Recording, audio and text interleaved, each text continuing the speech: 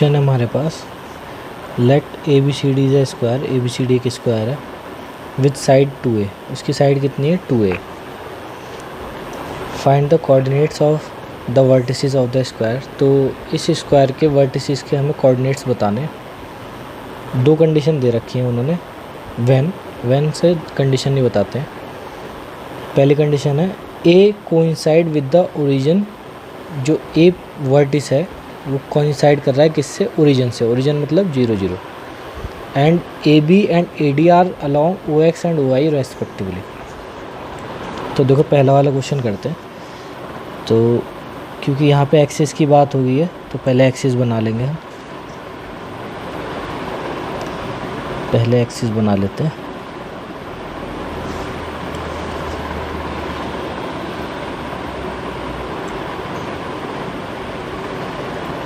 ये हमारा x axis हो गया और ये हमारा वाई एक्सिस हो गया, ये हमारा ओरिजिन हो गया। ठीक है, अब उसने क्या कहा है कि जो ए पॉइंट है वो कोइंसाइड कर रहा है किससे, ओरिजिन से।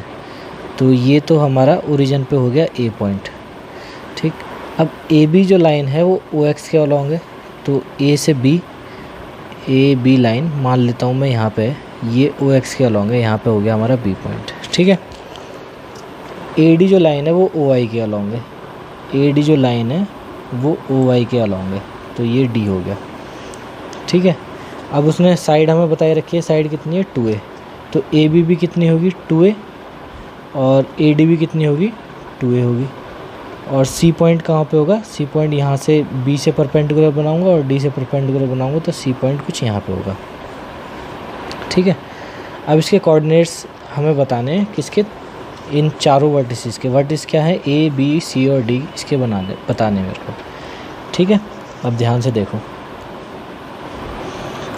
ए वर्टिस की अगर मैं बात करूं तो वो तो ओरिजिन पे है, तो ए के कोऑर्डिनेट्स तो 0 0 है। बी को देखो, अब बी जो पॉइंट है, ए तो ओरिजिन है, बी पॉइंट ए पॉइंट से मतलब ओरिजिन से कितनी दूर है 2a, तो एक्स एक्सिस पे कितने चले हैं 2a, और वाई एक्सिस पे तो हम चले ही नहीं है, तो इसका मतलब 0, क्योंकि बी जो पॉइंट है वो एक्स एक्सिस के ऊपर है। और मैंने आपको बता रखा है कि अगर एक्स एक्सिस के ऊपर कोई भी पॉइंट है तो वहाँ पे वाई की वैल्यू 0 होगी और एक्स की कुछ वैल्यू होगी। तो एक्स की वैल्यू कितनी है, हमें पता है कि ए से बी तक आने में 2a चलना पड़ेगा, तो 2a ही हमारी एक्स एक्सिस की वैल्यू होगी। ठीक है, सी पॉइंट देखो, सी पॉइंट देखो यहाँ पे सी पॉइंट के अगर मैं कोऑर्डिनेट बताऊँ तो एक्स एक्सिस पे यहाँ पे देखो, सी पॉइंट पे यहाँ आएंगे तो ये 2a होगा, और सी पॉइंट को यहाँ से देखेंगे तो ये भी 2a होगा। तो सी पॉइंट के कोऑर्डिनेट्स क्या हो गए 2a, 2a।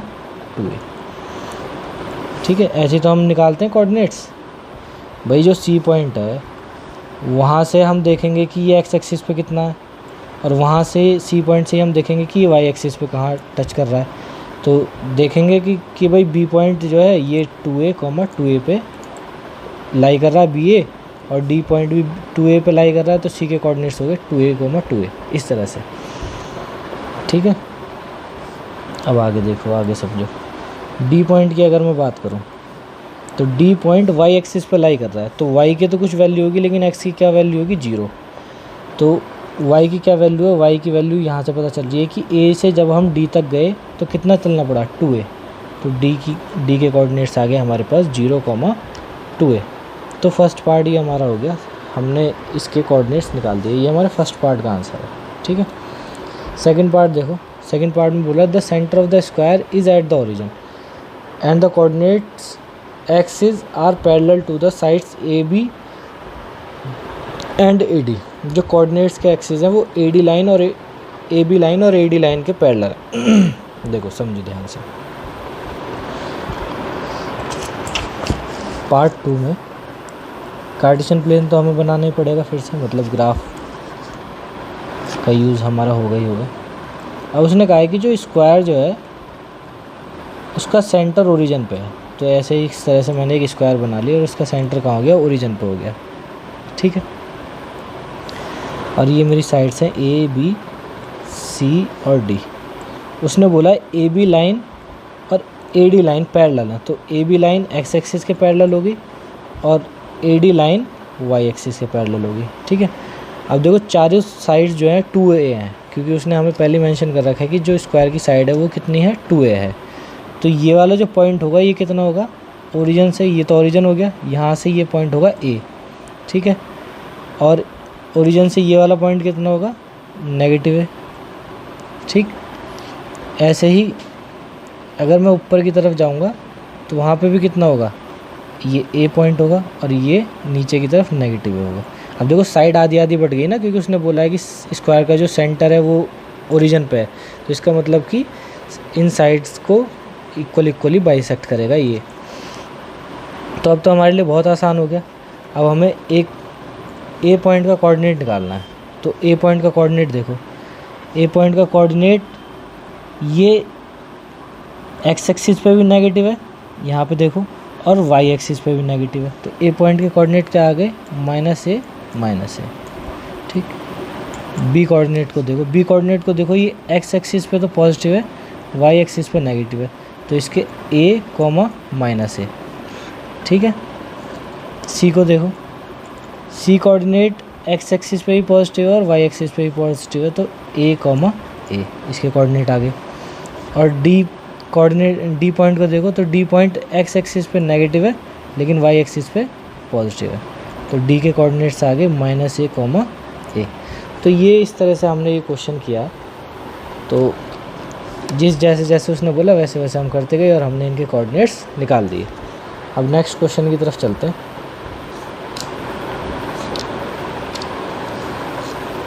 नेक्स्ट क्वेश्चन है हमारा कि if sine theta equals to a/b, sine theta क्या है हमारा, a/b है। तो इसको मैं लिख लेता हूँ,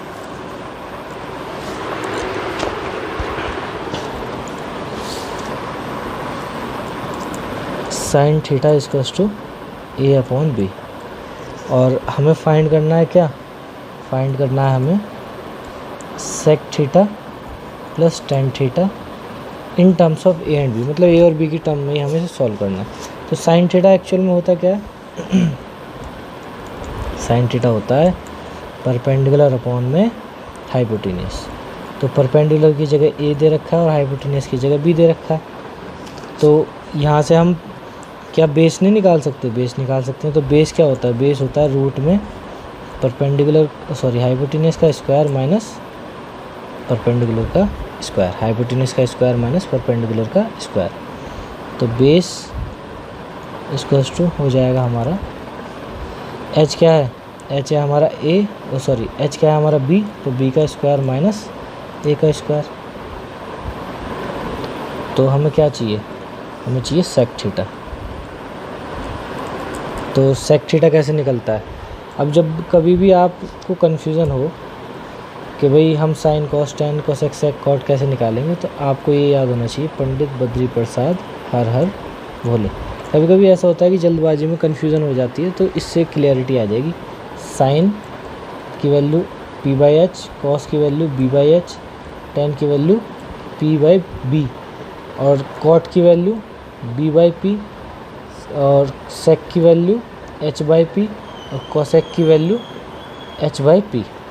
इस तरीके से हम निकाल सकते हैं। तो ये हमारा रफली हम इसको कहीं पे साइड में कोने में लिख सकते हैं, जिससे कि हमें ये सारी चीज़ें याद रहें, ठीक है। तो ये रफ वर्क होता है एक तरह से। तो सेक थीटा हमें पता है कि हाइपोटेन्यूस अपॉन बेस होता है, हाइपोटेन्यूस अपॉन में बेस। तो हाइपोटेन्यूस क्या है हमारे पास b और बेस क्या आ गया हमारे पास root b square minus a square, ठीक है। और फिर चाहिए हमें टेन थीटा। तो टेन थीटा होता है हमारा परपेंडिकुलर अपॉन में बेस।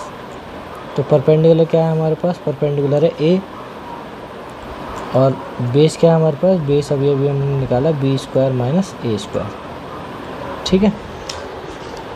अब हमें sec theta plus tan theta निकालना है, sec theta plus tan theta हमें निकालना है। तो सेक थीटा की वैल्यू रख देंगे b अपॉन में root b square minus a square plus a upon में root b square minus a square, ठीक है। तो ये बेस तो सेम है, तो एलसीएम आ जाएगा हमारा रूट का b square minus a square और अपॉन में चलेगा हमारे पास b प्लस a।